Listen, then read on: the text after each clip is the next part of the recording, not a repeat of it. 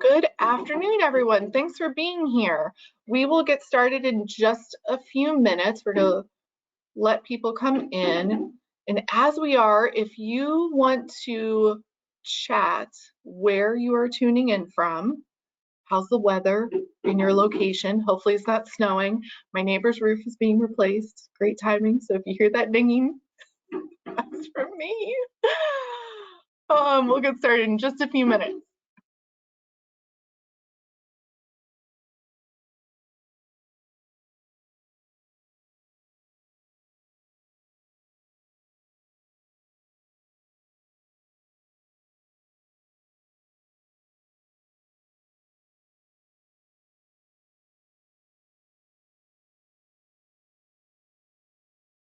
Okay, we have a quiet group today. No one's saying where they're coming in, where they're from. I'll share. I'm in Texas right now. I'm north of Dallas, and it is a rare cloudy day. Well, I'm from New Hampshire, and it is sunny and like 48 degrees, and I'll take it. That's a nice day. Perfect. That's a great April day. Okay, I'm going to share my screen.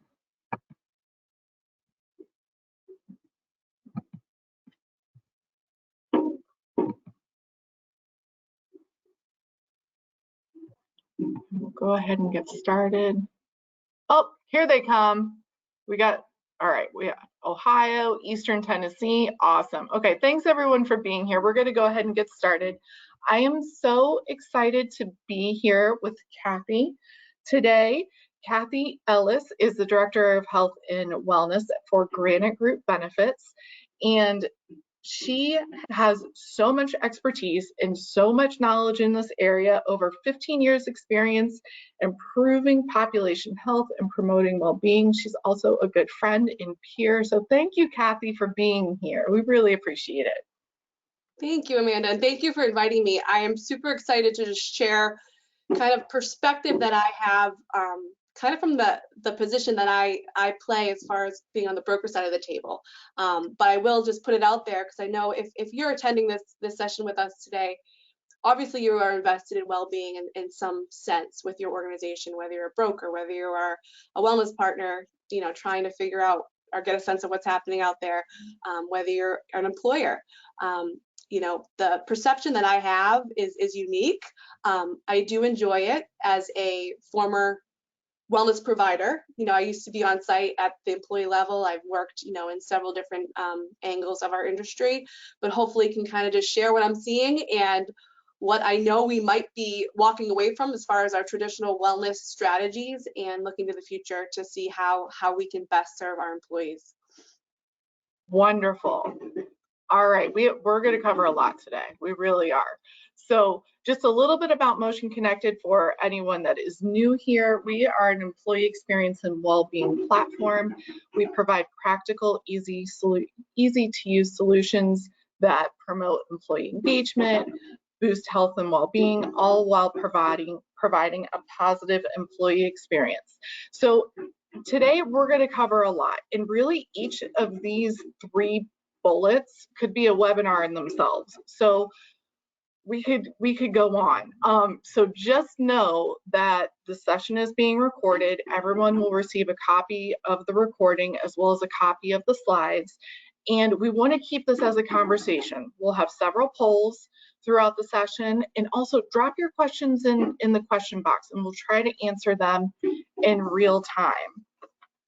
So through this Great Culture webinar series that we've hosted since January, we've explored what it takes to have a happy, healthy, and engaged workforce. And the workplace is very different. It's very different from where we were 2 years ago. It's very different from where we were 3 years ago. And while the pandemic certainly created new challenges and new stressors, a lot of these issues were here before. Right? A lot, they're not new, they're just really amplified. But it suddenly became very clear to individuals that the workplace wasn't working. And people aren't just staying for a paycheck anymore, right? They want to know that they're valued, that they're cared for, that they're a priority. They're looking for an empathetic people first or human first culture. So a happy, healthy, and engaged workforce. We know all the benefits that a happy, healthy, and engaged workforce promotes or does. It boosts retention, productivity, enhances culture, and overall there's great employee satisfaction. And really people stay at these organizations. You have a great culture, you're going to have a lower turnover rate. So we're going to explore this today, again, with Kathy's expertise, and we're going to start with this question. In your role, Kathy, if you could explain a bit further how you advise groups in regards to culture and well-being in today's now normal. Yeah. So I'm going to warn everybody, I'm going to be brutally honest as we kind of unpack all these topics today. And I hope that's refreshing for some of you. You know, I am a huge supporter and advocate for Motion Connected. They've done amazing work for some of my groups. And, you know, we share a lot of similar just observations of the past wellness world and kind of where we're stepping into as far as the future goes. But at the end of the day, my goal and my purpose of my work is to try to preserve and protect employee well-being, maybe even improve employee well-being through the working years. So if and when an employee chooses to step away from the working years, they have enough vitality left, energy to do the things that they love, and capacity to kind of pursue those ambitions. You know, the way I do that, you know, is kind of an indirect, you know, again, seat from the broker end of the spectrum. You know, when groups bring us in to kind of advocate on their behalf for benefits and evaluate data, you know, from claims and employee engagement, I try to peel back the layers beyond just that data that we're getting and those kind of metrics that we've always used, and again, are still very, very important, to try to get to the crux of what's truly the employee perception of these benefits, of the way that they're communicated, and what they actually experience on a day-to-day basis. And a lot of that has to do with their direct supervisor. That a lot of that has to do with the people that they work with on a day-to-day basis in their environment.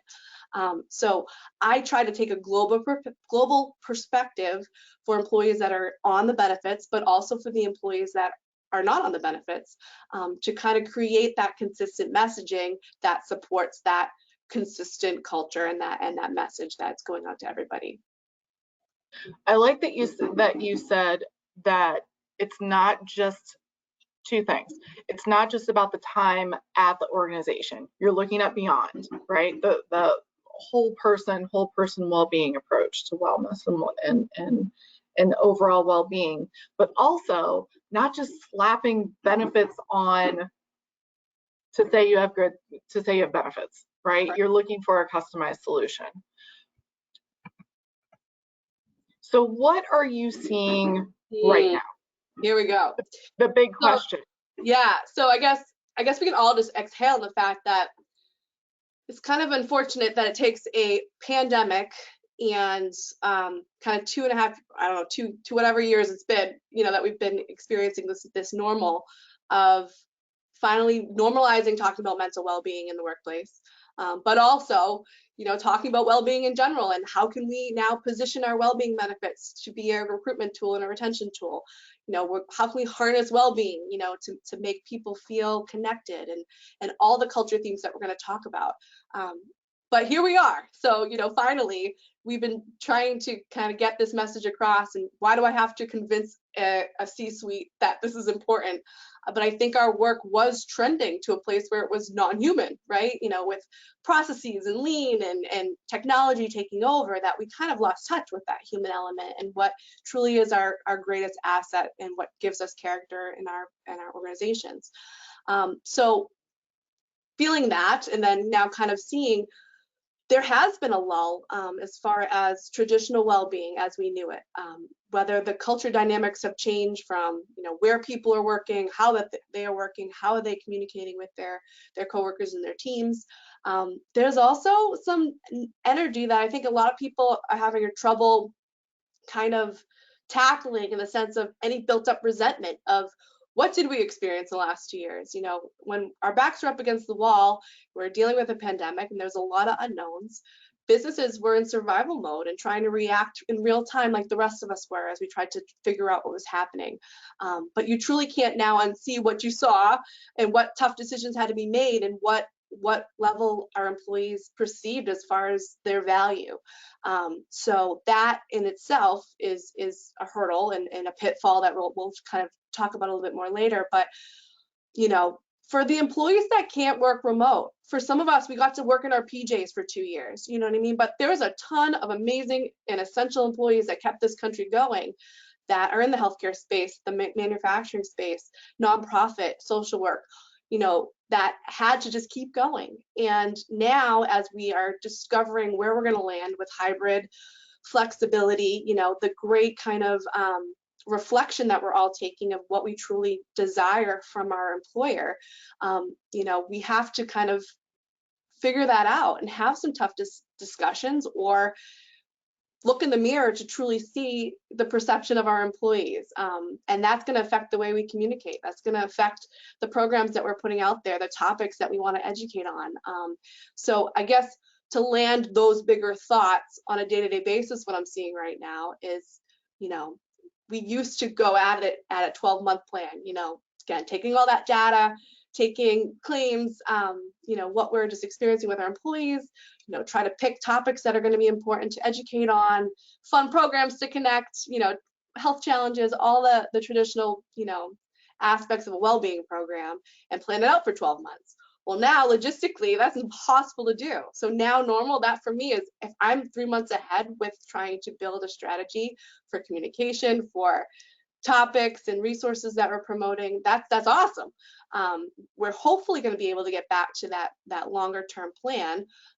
But right now, even just 2 days ago, I led an on-site stretch at one of our manufacturing groups, which was so awesome to be able to go back on site and see people and, you know, have that camaraderie and that energy in real life. But only a few people showed up because they're so not used to doing it that way. And I do think, especially for the employers listening, that as a business, you have to be conservative with our decisions as we get back to the old pre-pandemic operations that we used to have. So a lot of groups now are like, do we do it in person? Do we not do it in person? Can we do it outside? You know, there's still that unknown, that uncertainty, and we're all figuring it out. So if you feel like your wellness initiatives have kind of hit a rut or a lull or kind of this weird space that we don't know where we are right now, you're not alone. And I wanted just to validate anyone that was feeling that way, especially if you've been watching some of the other, I'm so inspired by other groups that just have it all together right now, but many of us don't, so it's okay. And thank you for sharing. That was very all-encompassing and such a great synopsis of the past 2+ years, but also that deep dive in the day-to-day. That, yeah, there are a lot of individuals, a lot of organizations that are still trying to navigate this time and what that means, and everyone's trying to do their best, right? So we want to launch a poll now on the state of your organization's current initiatives. How are you doing at your workplace? We're going to put this up for a minute or so, and okay. All right, it's distributing right now, and we'll go ahead and show the results and then go back into the slides. Now, for this specific poll, just choose one. The current state of your wellness initiatives. Are you thriving? Are you status quo, just going through the motions, or abandoned, looking to get back on track?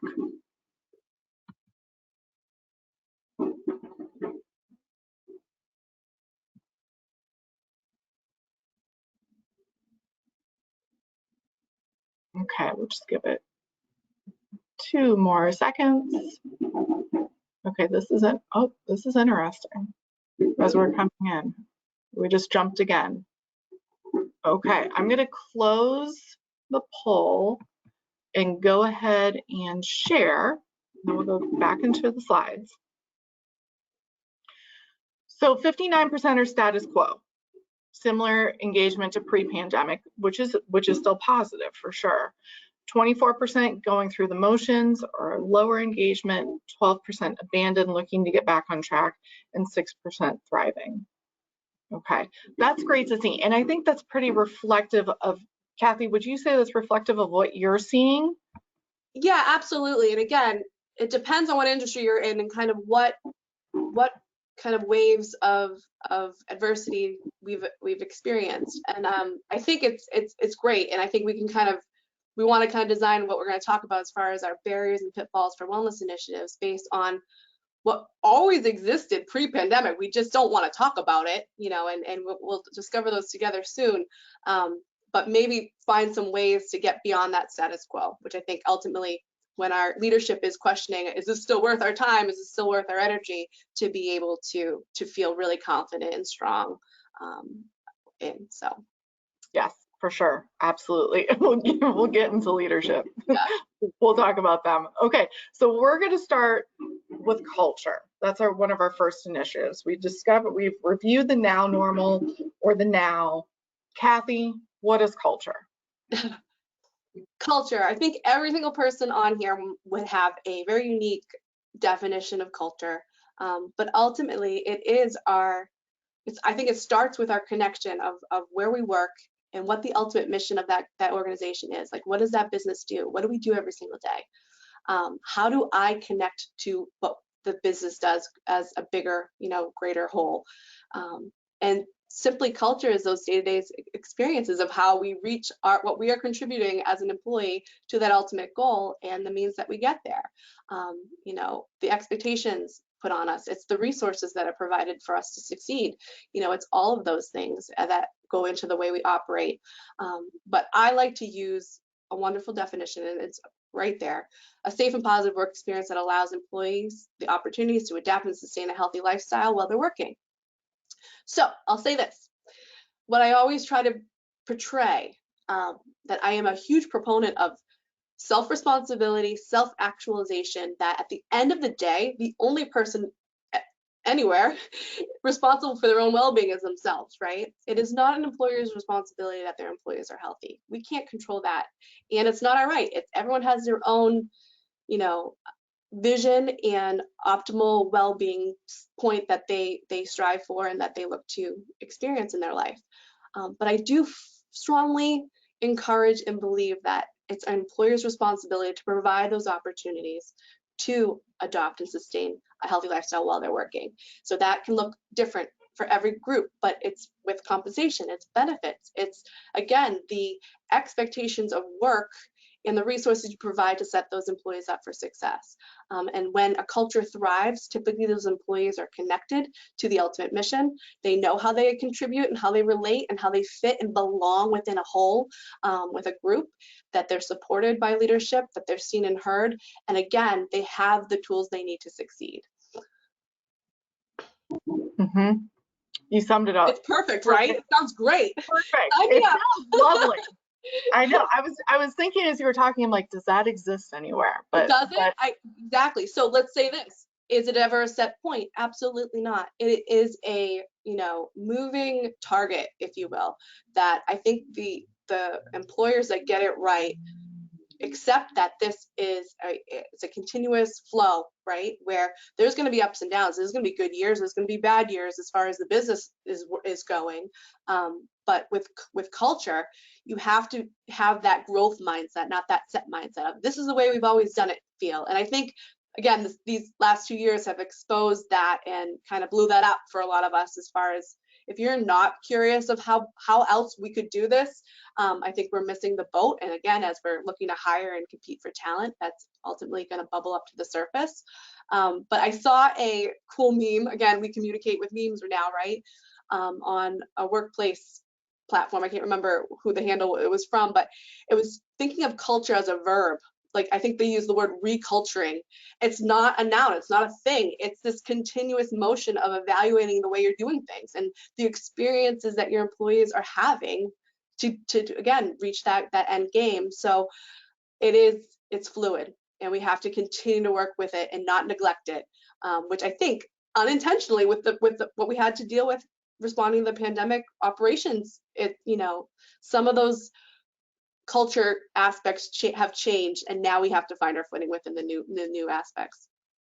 Absolutely. And with that reculturing as a verb, it brings to mind the role of empathy and how that is so important today in the workplace from leadership.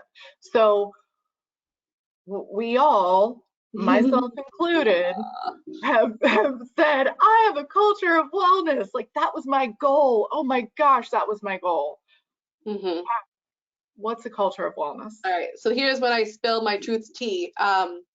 I think as an industry, corporate wellness, again, everything is always out of the best of intention. We're always trying to, again, promote employee well-being and do it at the workplace.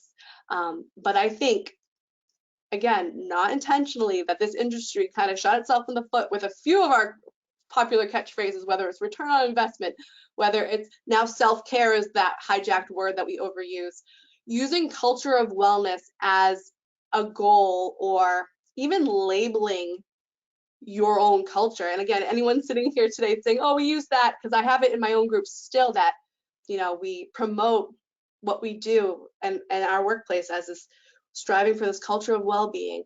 It sets you up for hypocrisy. It sets you up for contradiction when tough decisions need to be made or just workplace things happen. So it's not to say that groups aren't ready for it. There are several groups that are more further down that continuum and have that leadership support, and they have all those elements to succeed as far as giving that flexibility, autonomy, and experience to their employees that they are striving for. But I think we overused it. So again, is it possible? Yes. But if you're just trying to get back into the swing of having the employees feel connected to what you're doing as a business, we don't want to overuse and name something culture of well-being when, for point blank, what the employees are experiencing is not that. Right. And right. I And it brings up the optics. You know, what are the optics? The optics, why employees, and Kathy and I have discussed this many times, but what are the employees truly feeling? And does leadership have a connection to that, right? And is leadership doing wellness for the right reasons? And individuals can see that and feel right through it if it's just fluff, right? Right. And I think, like anything, you put a label on it like that, again, you're setting yourself up for failure. So it's not, it's completely okay to step back from that and kind of build back, which is what we're going to talk about as we go here.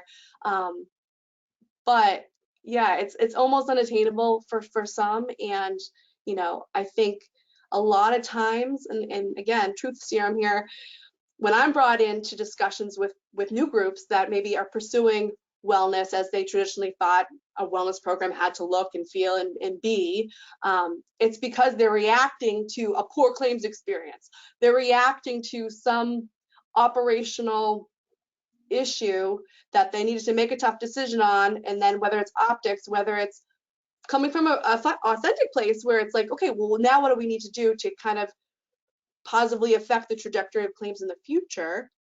Let's add a wellness program. It's a really hard place to come from because you're going uphill and you're coming out of this hole. And again, we get there, but calling it something it's not prematurely is a huge pitfall to overcome.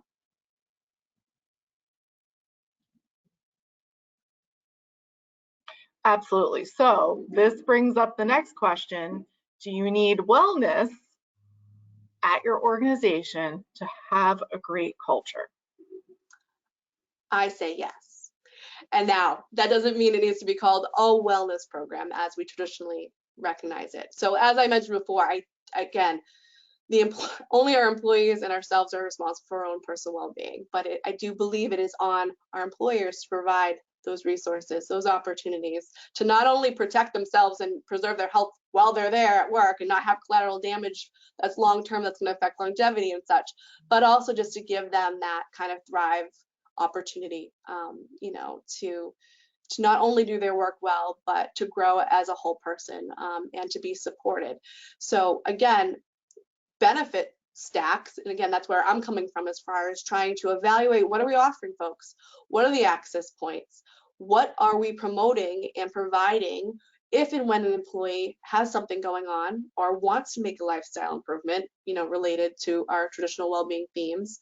Do we have that for them? And a lot of times now when we're looking at, you know, retention and attracting talents, a lot of groups, what I'm seeing right now, are kind of coming to us being like, what do we don't have? What other shiny objects are out there that we're missing that might, keep people from leaving us, or attract new folks to come work for us?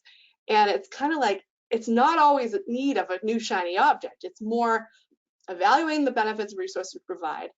Are they clear? Are they communicated properly? How does the employee find them? Do they know which one is even right for them, as far as, if I'm on the benefits, I'm not on the benefits? How does this work? How does this truly affect me and my family? You don't need a formal wellness program that has health screenings and incentive design and platform solutions. And again, for anyone here, I'm sure everyone that's listening knows, has that perception of just what the wellness industry has been in the past. But it doesn't have to be all those things. It can be, and sometimes, and I think that's going to continue to still exist in the future as a way of connecting our employees, and again, being able to track participation and engagement and give communication strategies. But you can just have a great foundation of benefits, and you can have it easily found, like in an intranet page, and have the managers trained on it, and have them be very observant of their teams, and be great communicators and be supportive, so that when an employee is dealing with something, that they can easily be directed to those benefits. Yes. It doesn't have to be called wellness program. Exactly. Well, but it also is, benefits and health insurance and preventive screens, all those things, so on and so forth, go into whole person well-being. They go into that whole health approach. So navigating benefits, having those benefit solutions, but being able to access them when needed, not having to go to HR or whomever to get to that access point, and extending beyond the open enrollment period. These are the big things that when someone needs a benefit, they need it immediately, right? One of those solutions. So spoiler alert, we're going to talk about the pitfalls soon. I think next, that communication opportunity can set us up for failure from the get-go, though, right? So as a teaser, here we go. Here we go. Next. Let's go ahead and launch this next poll. Okay, so on the wellness front, what pitfalls has your company culture experienced recently? Now, we have more, there's more than just these 5 for sure, but you can choose as many of these as apply to you. So is it lack of leadership involvement, change in key personnel, or even operational changes? Is it a stale program? Do you have stale resources? No budget or limited budget? And we're going to talk about wellness champions in a moment, but is it disengagement amongst the wellness champions? So feel free to answer as many of those. We'll give it about 10 more seconds, and then we'll go ahead and show the results.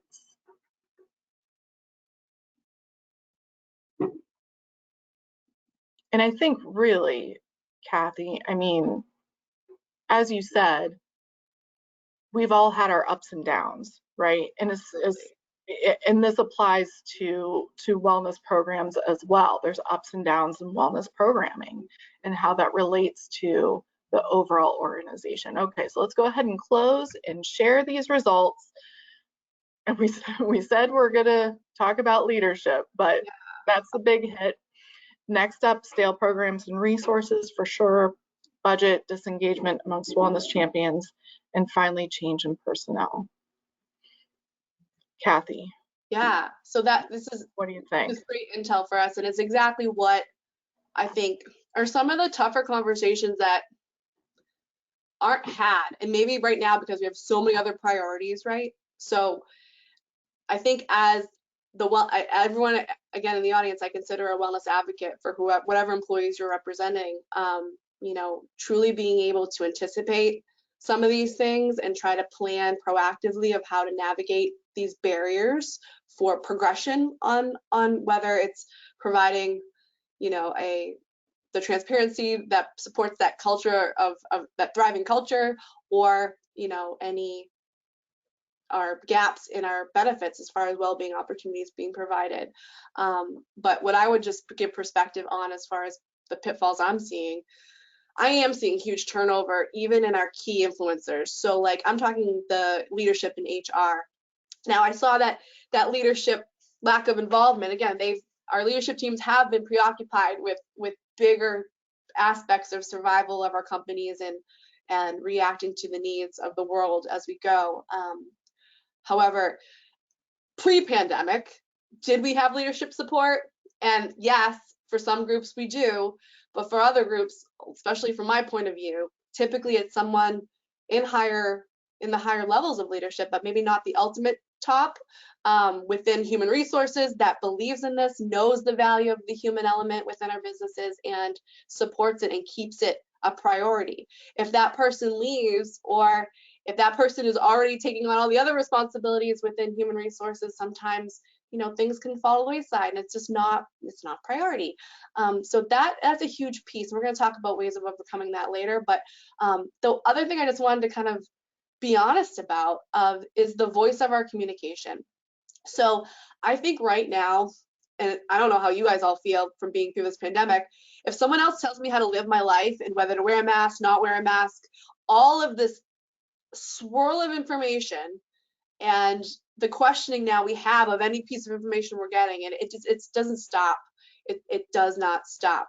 So when we are communicating anything on the wellness scheme or anything that has to do with like our employees as a whole person, I think we really do have to look in the mirror and kind of just step back. Sometimes we can be too close to it. Like what could the employee be perceiving this as? So I call that this authentic voice. And again, we're all adults here.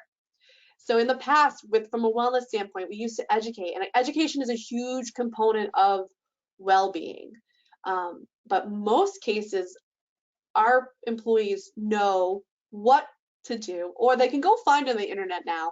We used to, as a wellness industry, said, oh, it has to be a credible source, all these things. All the credible sources that we used to use are now in question. So, peer-reviewed, everything. We're all doing our best as far as trying to get credible information, but there's just, go on YouTube, you can learn anything. You get a college education on YouTube now. If you want to eat better, you can access any information that you want out there. So it's not so much about that. What I'm finding more effective is coming at education from a level of motivation or psychology or different ways that we can kind of get someone's attention in a supportive way. That's not just like telling them how to live and what to eat, what to do, stress. And I'll say that too, is that many times I'm asked, can you come do like a stress presentation or a resiliency presentation? And it's okay if anyone here has done one of those. Obviously, this is all amazing information. But think about how you are framing that when you're putting out, okay, lunch and learn, whether it's virtual, in-person, hybrid, whatever you're going to do.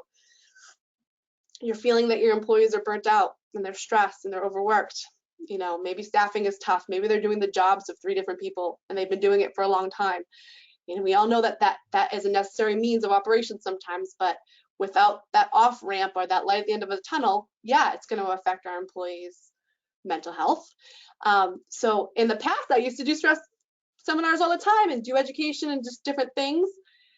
And now what I'm realizing, what I was lacking back then and what I now will require with the groups I work with, is that someone from leadership or HR, some key influencer that has influence on those employees is standing beside me, or at least has a message that's going to convey some type of acknowledgement, validation of what people are doing, appreciation, kind of update on how we're doing as far as what we're aiming to get to, so that what our employees are experiencing from that burnout stress factor, if it's work related, can we ask what that is? Like, why are they stressed? Do they have the resources they need to succeed at their job? And if the answer is no, it's not the easy way to go about this, but can we rethink what we're doing? So I think that in itself, again, flips this whole like well-being culture, but can we get to the crux of what's really going on? You're muted. Oh, sorry. A wellness program isn't going to solve the issue, No. right? Slapping benefits and EAPs aren't going to solve the issue, right? It goes much more beyond that. Again, what came to mind is the role of empathy from leadership and just showing up and validating. Like, this is hard right now. You know, this is hard. We're all trying to do our best. So we're going to rethink and pivot a bit and rethink wellness and overall well-being in today's workforce. And Kathy, I'm going to turn this over to you because I know you have a lot to say on this part in today's wellness programs. And I think you guys are kind of I hope I'm conveying what the reality of what we need to focus on truly. And maybe it's not the traditional pillars of our traditional wellness programs. And it might just be a repackage of what we have available and the way we communicate it, right?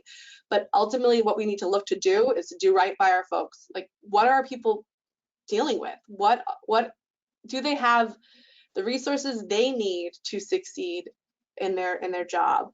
And, you know, are we seeing them? Are we hearing them?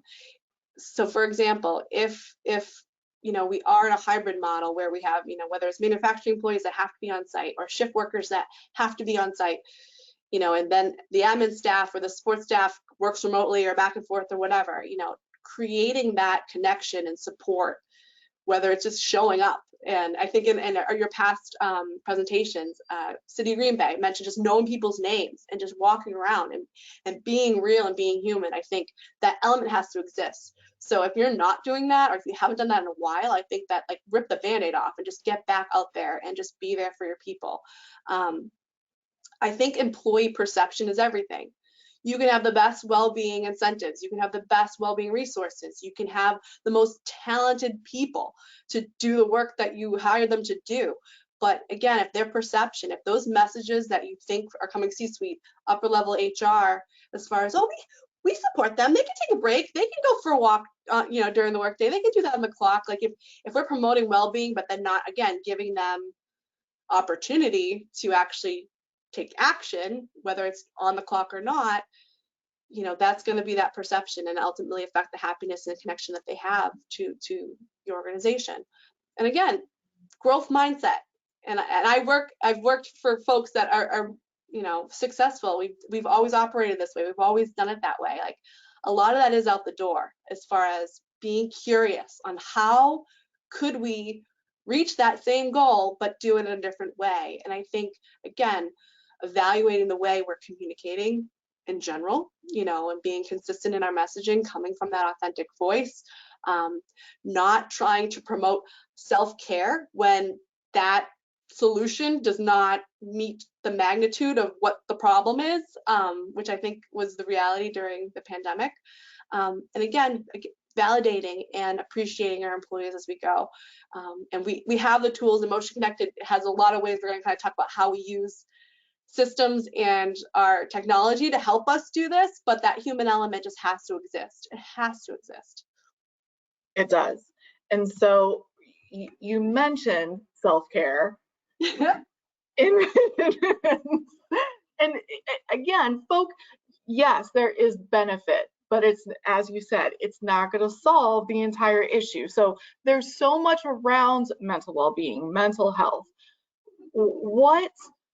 Where do you land on this, Kathy? And because it seems that organizations want this more and more, right? They want a mental health component. So what does that actually mean? Finally, they want this. And this is, again, it was always needed. And it took what we just experienced to now make this the focal point. This is what, you know, the themes that we're all looking to do, and how can we best support our employees on this front?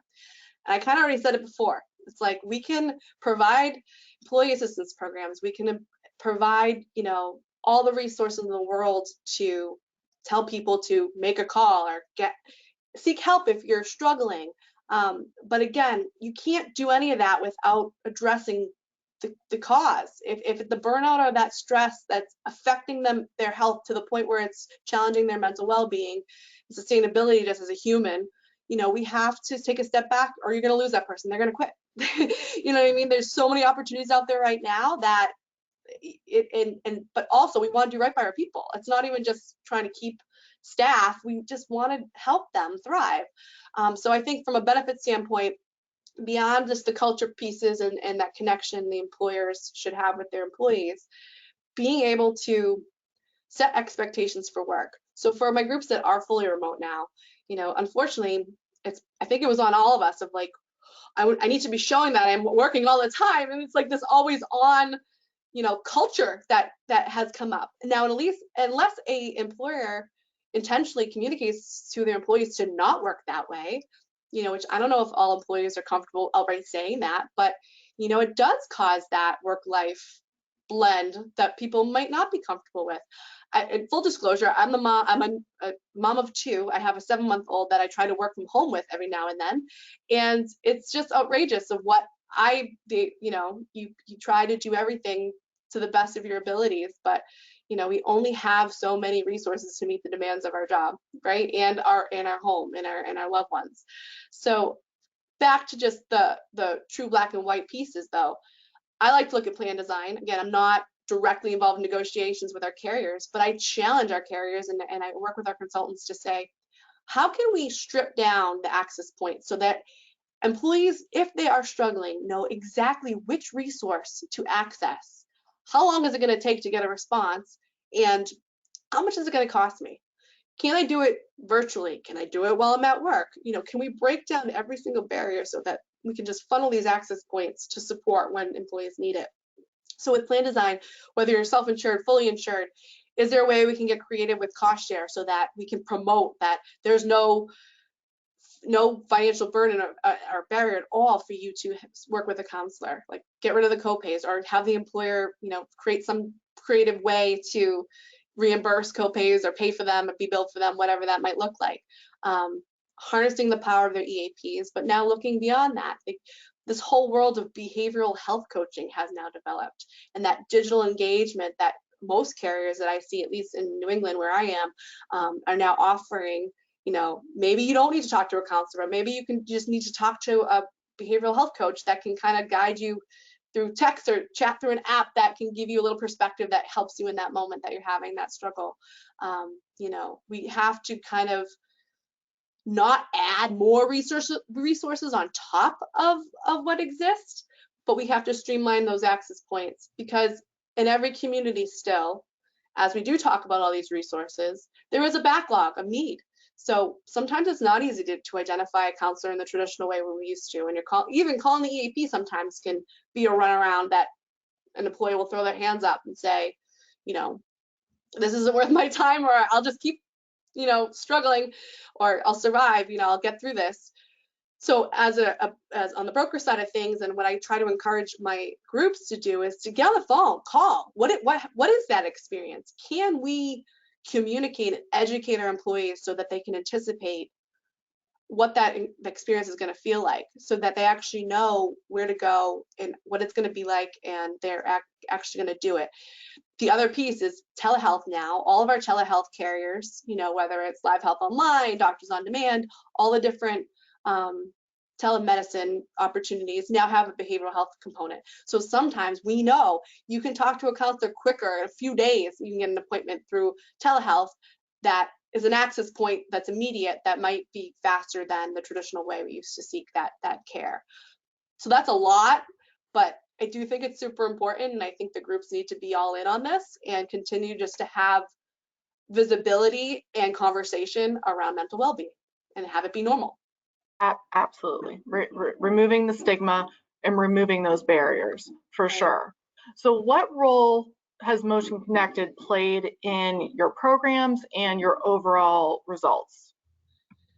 So trying to land all these ideas into kind of what truly I am feeling traction and feeling good with groups that are dealing with all the things we've talked about, but are still finding their stride. And the platform with Motion Connected I use for several of my large groups, several for which have had huge leadership turnover, but because we have Motion Connected in place, I'm able to, even from my desk, wherever my desk might be that day, be able to support as an admin and stand in to make sure that communications are going out, programs are happening, things are being consistent in the flow that we would have anticipated without losing those key people.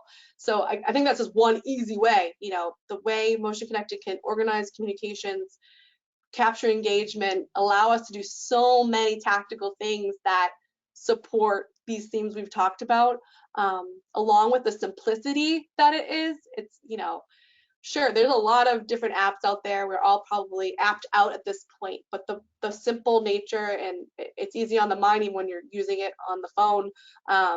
You know, it's so basic and clear that the other piece is people are so busy, and you know, even the most well-intentioned people that want to participate in well-being programs their employees are promoting, you know, if it's too complicated, they're not going to want to do it. So it truly is a great way to deploy programs and track Thank you. incentives. Yeah, it's track Yeah, engagement and what people are doing and where they're putting their attention.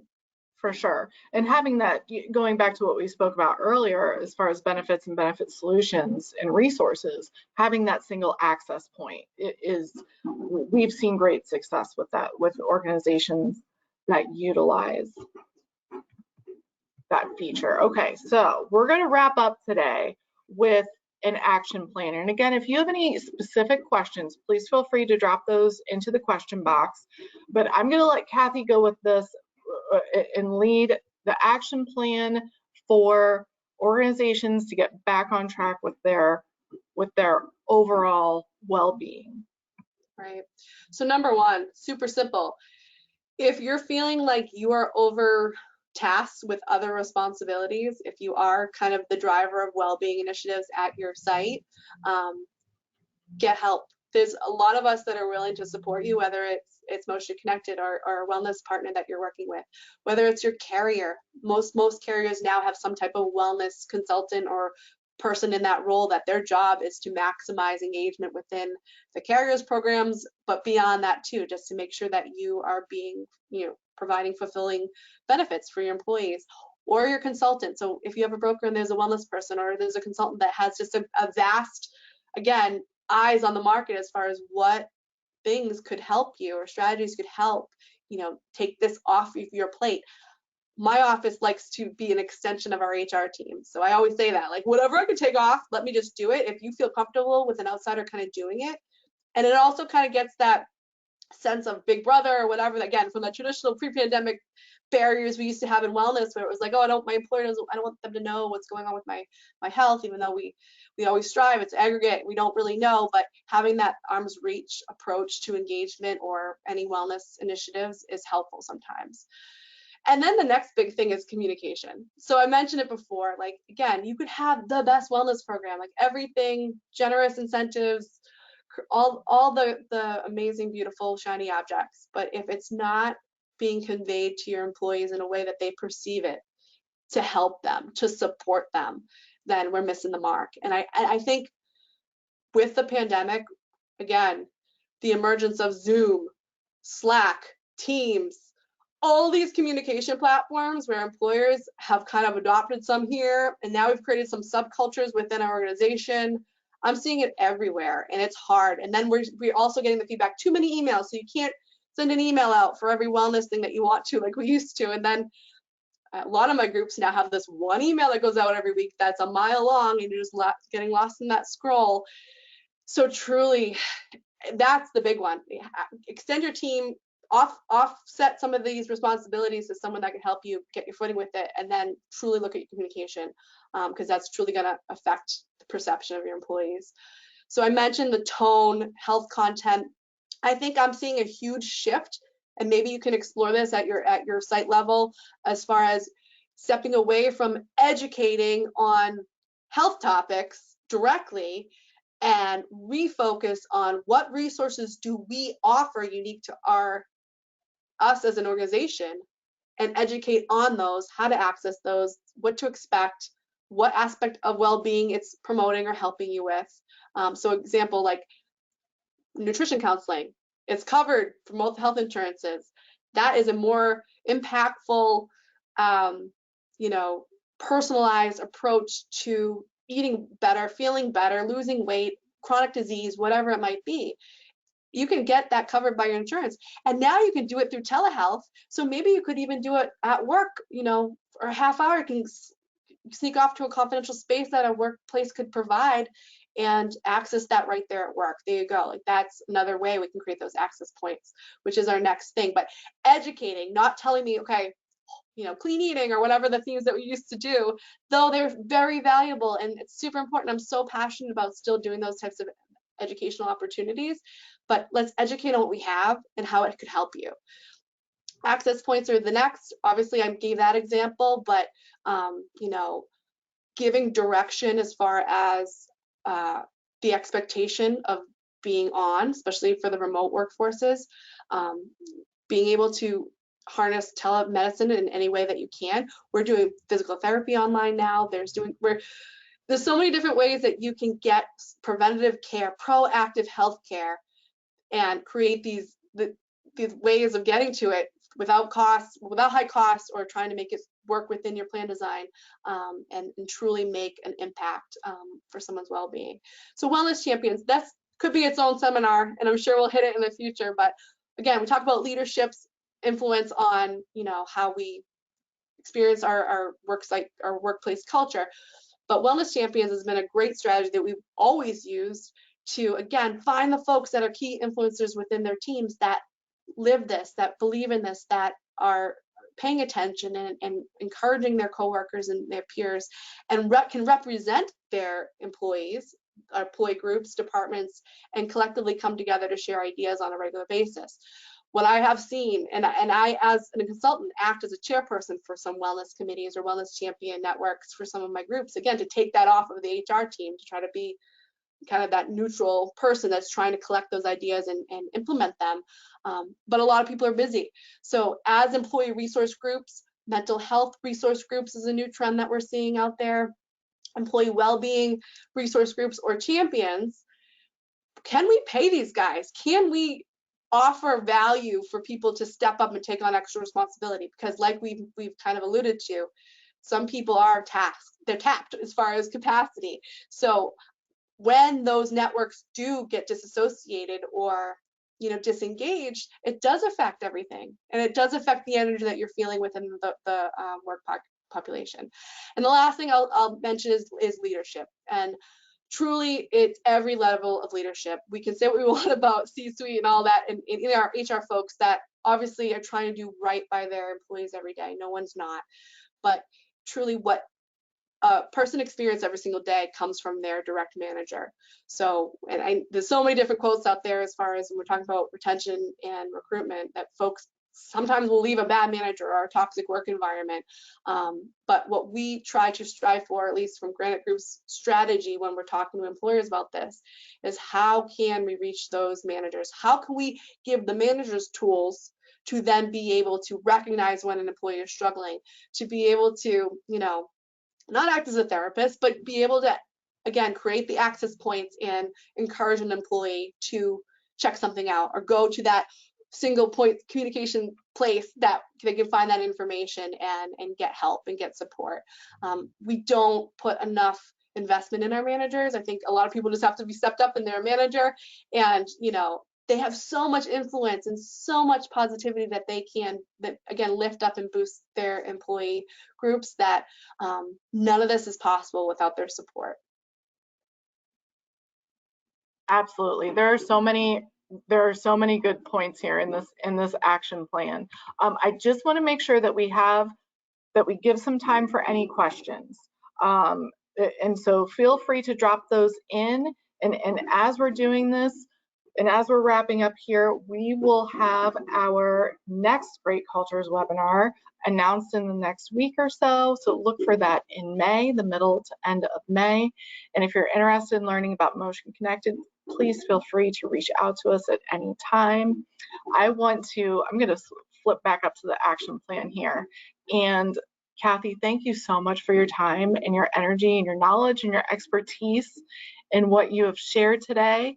I just have a question about middle management specifically, and training managers. Can you elaborate on that a bit more? How can middle managers be better people managers?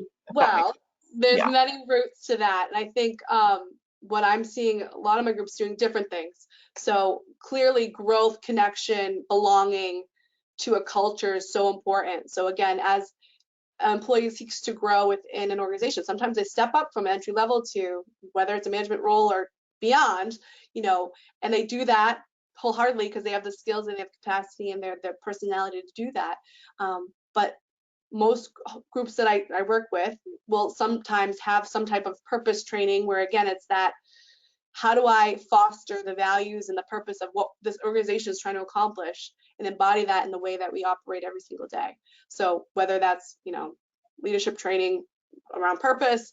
The other piece of it that I just wanted to share is that as mental health has become more of a norm, there are programs out there where, just like CPR, first aid, that we can actually train our managers to be able to recognize if an employee is struggling mentally or emotionally or just in general, not themselves. And every culture is different as far as how much in the weeds you want to get to that. So not all my groups do that. A few do, but that's out there, and you can explore that, or talk to your consultant about what local community programs might be available. But I'll share this one real life example of how we are engaging a group. So let's put this into context. Plan design changes, open enrollment, renewal season, you're announcing the plan changes, and most employers are probably focused on, is this going to cost me more? Is my insurance changing? Are the benefits changing? Whatever. Well, these decisions are made very carefully, and we're considering so many different things when an organization is making those key decisions. So what we've done with one of our groups is we've created a health risk committee that has invited managers to be a part of that on a monthly basis, to go over claims. We can have whatever claims we have access to, where the carrier is at the table, the consultants are at that table, the managers and the leadership are at that table, and we're sharing what we're seeing as far as claims experience. We're talking about anything that's bubbling up from a morale standpoint, or questions, confusion. Did we put a resource out there that wasn't clear, or did someone have bad customer service experience with that EAP? Let's nip it in the butt now. Let's talk about it. Every manager can then know about it so that we can proactively work around that. So again, not every group has the capacity to do something like that. But then when the managers can see the work that's being done throughout the year around before that renewal is happening, or the choices being made about benefits, when an employee might be dissatisfied with what they're seeing as far as changes or decisions that had to be made, there can be a more transparent, responsive explanation for that, as we all are collectively a part of that big machine, which is that organization working to the overall goal. Yes, the trust, the transparency, and tone are all affected from that, and that's kudos to that organization for doing that and getting ahead of the curve. Getting ahead on the ball. Try to make real-time change instead of waiting to the end of the year when it's just going to get rolled into that next open enrollment, where there's too much information and your message can get derailed a little bit. For sure. Okay, can you break down the difference, and if there is a difference, between wellness champions and a wellness committee? Yeah, so wellness champions are employees that potentially are not, their role that they have in that organization could be anything. It doesn't have to be related to human resources. It doesn't have to be related to anything like a wellness subject matter, if you will. Where a wellness committee, in my experience, has typically been people from HR. Maybe we're pulling in an operations person if there is some type of dining or food service, OC Health, kind of those key influencers that are on subject matter that could put our kind of organic pieces that exist within the organization specific to them, that could build to this foundation of well-being resources. And we want them all to be able to offer what they're already doing so that we can combine efforts. Yeah, I almost think of champions as really the cheerleaders and the point people to drive home the message, communicate that message clearly, and boost engagement. Right, and some people are more comfortable going to that wellness champion than they are their manager, because they don't want their manager to know that they might be struggling with something at all, but they might be more confident, being able to identify that. So re-energizing and energizing a wellness champion. I have a lot of groups that, again, maybe people weren't showing up to our monthly meetings because they're too busy. So one of the other strategies of right now is trying, like everyone, trying to eliminate meetings that could be emails, right? We used to meet for an hour once a month. Now it's like, can we get that down to 20 minutes where we can just put out the priority things that we want everyone to know? People can stay on longer if they have to, but they don't have to, and create that kind of allowance of like, look, you don't need to commit to too much and rethinking the way we're even working so that we're allowing people to participate if they truly believe in this and they want to have an impact. Yes. Yes. That hit home. This could have been an email. Yeah. Let's be honest. I think that maybe one of the takeaways too is, you know, I'm so passionate about well-being, as Amanda, you are, and this is why we thrive together. We work together so well. It's like, this is all coming from a good intention, but there's no reason why this isn't the perfect opportunity to be truly honest about everything that we've done in the past, what hasn't worked. Even though we believe in the theory of it all, like, can we truly get to what the issues are and provide solutions and opportunities to just do it differently and potentially have better outcomes? Right. Solve. I mean, it even goes back to, you know, that Band-Aid approach, ripping off the Band-Aid and not just trying to cover it with all this fluff, in finding the root cause, finding the root issue of the problems, of the challenges and the struggles. Okay, so we do have a question. What can we do to engage executives to take a more leadership role towards wellness? Their focus is more on the profitability of the company and sales. That's an excellent question. You know what? I wish I had a great answer for that.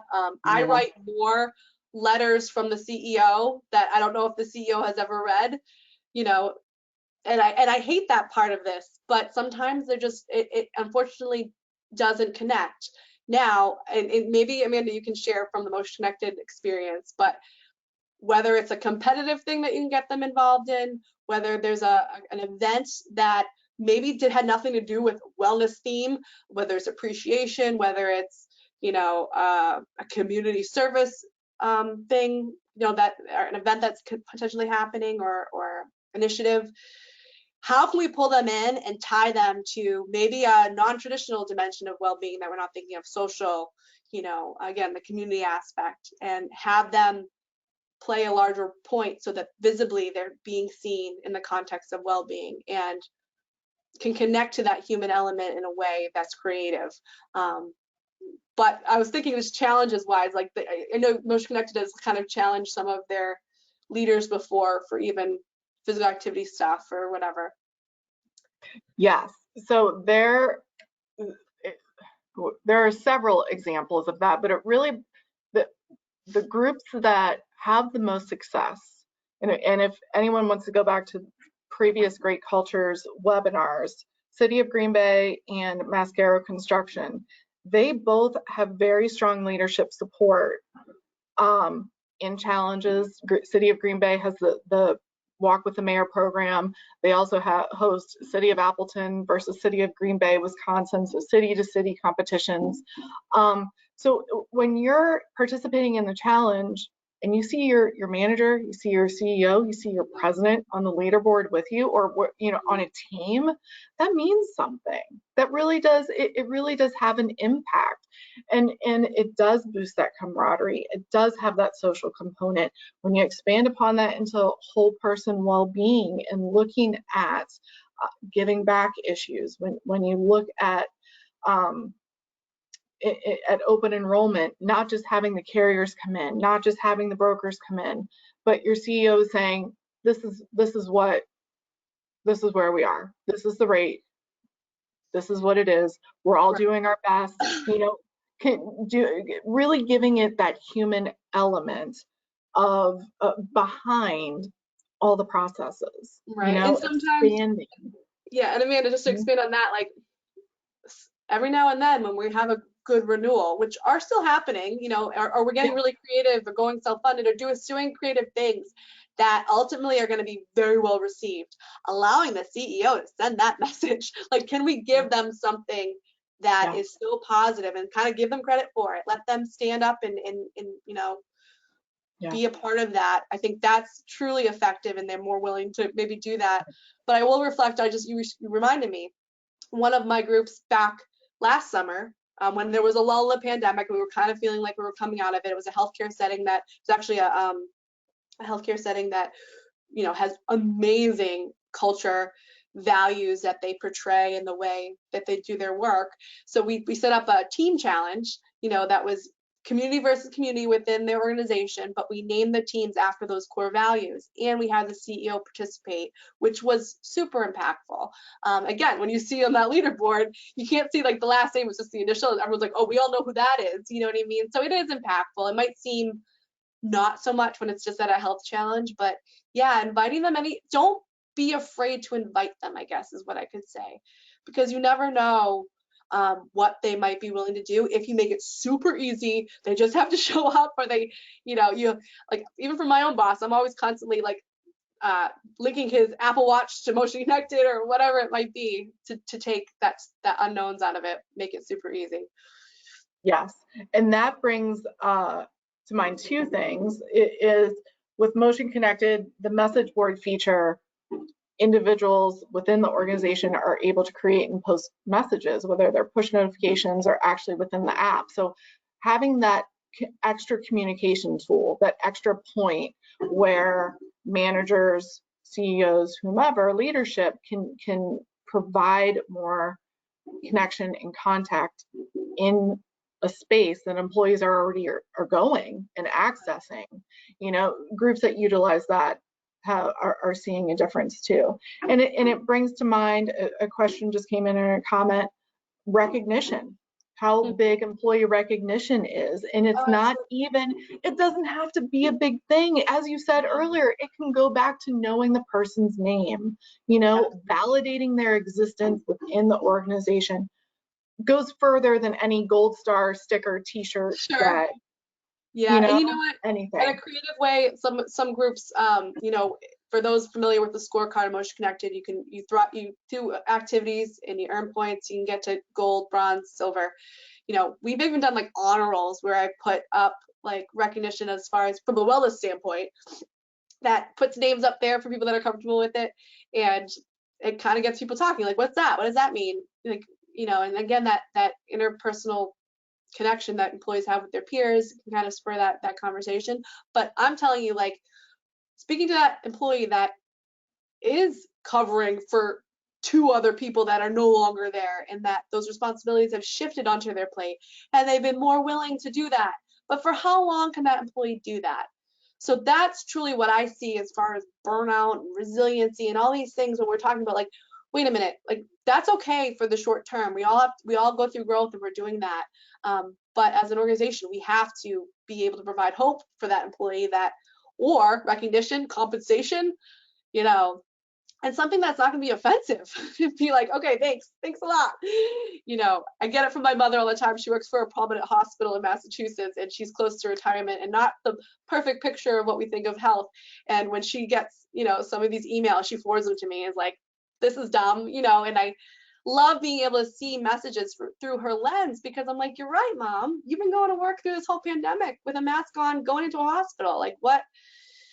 You know, it's not always possible to kind of even be able to show our appreciation, but knowing people's names, showing up, especially if there's people that are at work and people that are at home, crossing paths and being able to recognize and be there so that they feel supported and that they're appreciative for the work that they do and what they've done the last couple of years is crucial. For sure. Absolutely. Absolutely. And it's not, I think as organizations are trying to move forward Excuse me. from the past 2 years, and it's critical to not, and you even said this earlier, Kathy, to not fall back to the way it was. It can't. It can't. It's Or going to drive people are people going to find away. another place to work. Truly. Truly, because that world doesn't exist anymore. And none of us have all the answers, but we are collectively working in that. I truly appreciate this opportunity to share kind of what I've experienced, but it's almost validating to sometimes to see even the poll responses that you're not alone. If you feel like you've lost your footing with wellness, you know what, we're all there. But look at these 6 things. Is there one thing on here that you could do immediately think about as far as a short-term goal that you could set for the spring here, to have either a difficult conversation or take on another initiative that maybe can get you further down that road back to that positive culture that we're all seeking. Yes. And that's a great way to wrap up. So thank you to everyone that's been on. Thank you for the questions and the engagement. Kathy, thank you. Awesome. We appreciate all your time and energy. Everyone will receive a copy of this recording. Feel free to reach out to us if you have additional questions, and everyone have a great day. Awesome. Bye guys, thank you.